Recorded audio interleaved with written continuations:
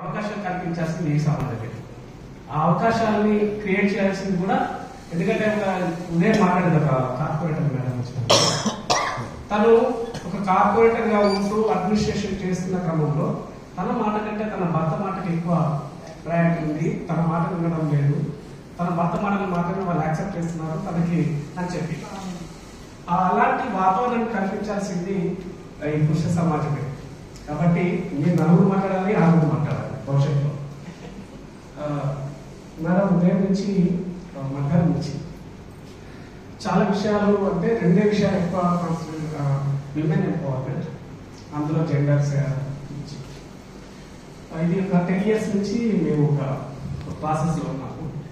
ఇదన్నిటికీ కారణం ఏంటంటే, మనము రైతులకు బడ్జెట్ కావాలి, ఎస్సీ జనాభా యొక్క బడ్జెట్ కావాలి, ఆ తర్వాత రీసెంట్ కొత్త డిమాండ్స్ ఇస్తాం, బీసీ పర్సెంటేజ్ ప్రకారం బడ్జెట్ కావాలి.